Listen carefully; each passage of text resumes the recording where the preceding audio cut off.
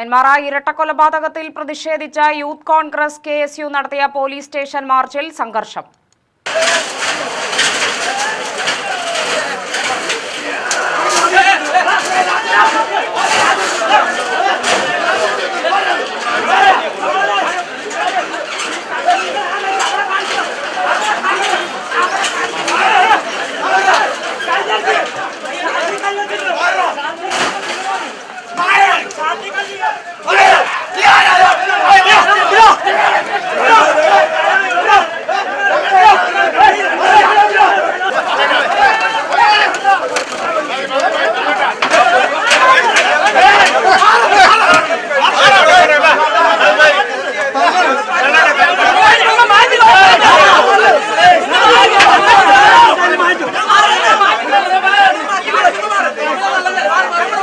നെന്മാറയിലെ ഇരട്ടക്കൊലപാതകത്തിലുള്ള police അനാസ്ഥയിലും കെടുകാര്യസ്ഥതയിലും പ്രതിഷേധിച്ചാണ് youth Congress KSU പ്രവർത്തകർ police station March നടത്തിയത്. Nenmara government boys higher secondary school പരിസരത്ത് നിന്നാണ് മാർച്ച് ആരംഭിച്ചത്. പ്രകടനമായി പോലീസ് സ്റ്റേഷൻ ലക്ഷ്യമിട്ടെത്തിയ പ്രവർത്തകരെ പോലീസ് ബാരിക്കേഡ് വെച്ച് തടഞ്ഞു. ബാരിക്കേഡിന് മുകളിൽ കയറി പ്രവർത്തകർ മുദ്രാവാക്യം മുഴക്കിയെങ്കിലും പോലീസ് സംയമനം പാലിച്ചു.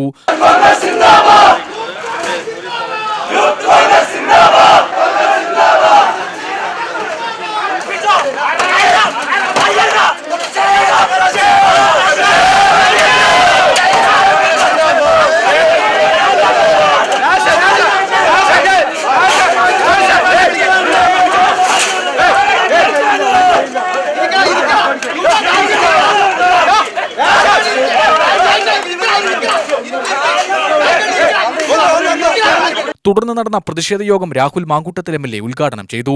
നെന്മാറയിലുണ്ടായ അതിദാരുണമായ കൊലപാതകത്തിൽ യഥാർത്ഥ ഉത്തരവാദികൾ പോലീസാണെന്ന് രാഹുൽ മാങ്കൂട്ടത്തിൽ MLA പറഞ്ഞു. നീചവും നിന്ദ്യവുമായ പോലീസ് സമീപനമാണ് നെന്മാറയിലുണ്ടായിരിക്കുന്നത്. കൊലപാതകികളുടെ കയ്യിലേക്ക് പിച്ചാത്തി വെച്ചു കൊടുക്കുകയാണ് പോലീസ്. മാനസിക രോഗിയായ ഒരാൾക്ക് പഞ്ചായത്ത് പരിധിയിൽ പ്രവേശനം നിഷേധിച്ചിട്ടുള്ള ജാമ്യവ്യവസ്ഥ ഉണ്ടായത് എങ്ങനെയാണെന്ന് ചോദിച്ച MLA ജാമ്യവ്യവസ്ഥ പോലും പരിശോധിച്ച് ഉറപ്പുവരുത്താൻ പോലീസിന് കഴിഞ്ഞില്ലെന്നും കുറ്റപ്പെടുത്തി. അനാഥരായ സുധാകരന്റെ മക്കളുടെ സംരക്ഷണം ഏത് രീതിയിൽ ഏറ്റെടുക്കുമെന്ന് നെന്മാറ MLA വ്യക്തമാക്കണമെന്നും രാഹുൽ പറഞ്ഞു. ഈ ഇരട്ടക്കൊലപാതകത്തിന്റെ യഥാർത്ഥ ഉത്തരവാദികളാരാണ്? ഈ ഇരട്ടക്കൊലപാതക കേസിലെ ഒന്നാമത്തെ പ്രതിയെന്ന് പറയുന്നത് നെന്മാറ പോലീസ് സ്റ്റേഷനിലെ SHOയും സർക്കിൾ ഇൻസ്പെക്ടറുമായിട്ടുള്ള ഇതേടെ പേര് മഹേന്ദ്ര സിംഹനാണ് ഈ കേസിനകത്ത് ഒന്നാമത്തെ പ്രതി. ശ്രീ മഹേന്ദ്ര സിംഹനോട് പറയാനായിട്ടുള്ളത് സിംഹമൊന്നും ആകണ്ട, ഒരു മനുഷ്യനായിട്ടെങ്കിലും പെരുമാറിയിരുന്നെങ്കിൽ ഈ കൊലപാതകം ഉണ്ടാകുമായിരുന്നു. ഈ സിംഹൻ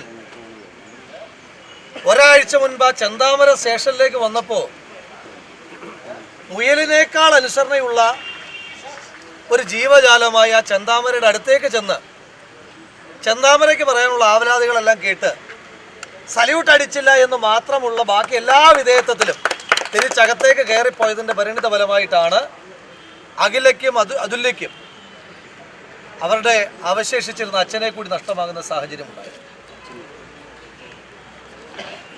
കഴിഞ്ഞ ദിവസം ഞാൻ കേട്ടു നെന്മാറ MLA പ്രിയപ്പെട്ട ശ്രീ K. ബാബു അദ്ദേഹം പറയുകയുണ്ടായി, ആ രണ്ട് കുഞ്ഞുങ്ങളുടെയും സംരക്ഷണം സർക്കാർ ഏറ്റെടുക്കും. എന്ത് സംരക്ഷണമാണ് നിങ്ങൾ ഏറ്റെടുക്കുവാൻ പോകുന്നത്?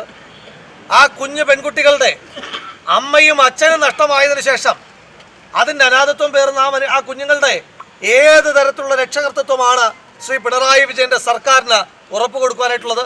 ഉദ്ഘാടന പ്രസംഗം അവസാനിച്ചതോടെ പോലീസ് സ്ഥാപിച്ച ബാരിക്കേഡ് പ്രവർത്തകർ പൂർണ്ണമായും തകർത്താണ് പോലീസും പ്രവർത്തകരും തമ്മിലുള്ള സംഘർഷത്തിലേക്ക് നയിച്ചത്.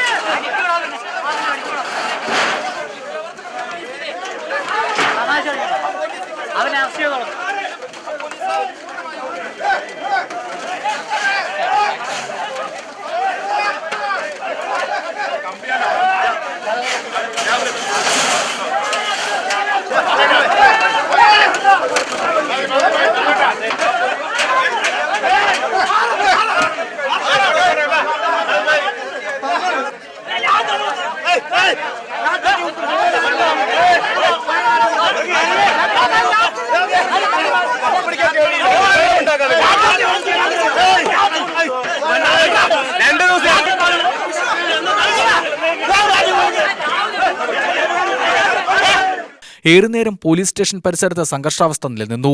പോലീസും പ്രവർത്തകരും തമ്മിൽ വലിയ വാക്കേറ്റമുണ്ടായി. ഇതിനിടെ പോലീസ് സ്റ്റേഷനിലേക്ക് ഓടിക്കയറാൻ ശ്രമിച്ച പ്രവർത്തകരെ പോലീസ് അറസ്റ്റ് ചെയ്ത് നീക്കി. തുടർന്ന് രാഹുൽ മാങ്കൂട്ടത്തിൽ MLA ഉൾപ്പെടെയുള്ള നേതാക്കൾ ഇടപെട്ടാണ് പ്രവർത്തകരെ അനുനയിപ്പിച്ചത്.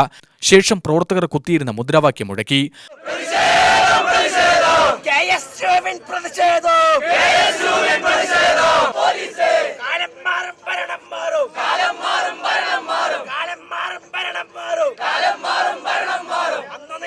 നെന്മാറ ഇൻസ്പെക്ടർ മഹേന്ദ്ര സിംഹനെ രൂക്ഷമായി വിമർശിച്ചുകൊണ്ടാണ് പിന്നീട് രാഹുൽ മാങ്കൂട്ടത്തിൽ MLA മാധ്യമങ്ങളോട് പ്രതികരിച്ചത്.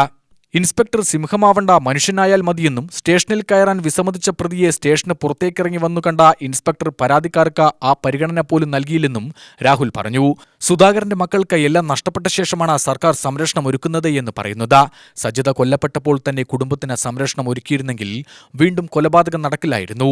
ആഭ്യന്തരം കൈകാര്യം ചെയ്യുന്ന മുഖ്യമന്ത്രിയുടെ തലയിൽ പതിക്കുന്ന ശാപമായി അഖിലയും അതുല്യയും മാറുകയാണ്. നെന്മാറ ഇൻസ്പെക്ടർക്കെതിരെ കർശന നടപടി വേണമെന്നും രാഹുൽ പറഞ്ഞു. പിതാവ് മാത്രം അവശേഷിക്കുന്ന ആ കുഞ്ഞുങ്ങൾ അവരിന്നലെ കരഞ്ഞുകൊണ്ട് പറയുന്ന ഓരോ വാക്കുകളും അത് ഈ പോലീസ് ഉദ്യോഗസ്ഥന്മാരുടെ തലയിൽ പതിക്കുന്ന ശാപവാക്കുകളാണ്. ആ ശാപത്തിൽ നിന്ന് ഒരു കാലത്ത് നിങ്ങൾക്ക് മുക്തി ഉണ്ടാകുവാൻ പോകുന്നില്ല എന്ന് മാത്രമാണ് ഈ സാഹചര്യത്തിൽ സൂചിപ്പിക്കാനായിട്ടുള്ളത്. അതിനകത്ത് കഴിയുന്ന സുരക്ഷിതനാണ് എന്ന് കരുതി കഴിയുന്ന ആ സിംഹന്റെ അടുത്തേക്ക് വരാൻ ഞങ്ങൾക്ക് അധിക സമയമൊന്നും വേണ്ട എന്ന് മാത്രം സൂചിപ്പിച്ചുകൊണ്ട് കൃത്യമായി അവർ നടത്തിയ വീഴ്ചയ്ക്ക് അവർക്കെതിരായി നടപടി ഉണ്ടാകുന്നതുവരെ ഈ സമരവുമായി യൂത്ത് കോൺഗ്രസും KSUം കോൺഗ്രസും അടക്കമുള്ള പ്രസ്ഥാനങ്ങൾ മുന്നോട്ട് പോവുക തന്നെ ചെയ്യും. UTV news, Palakkad.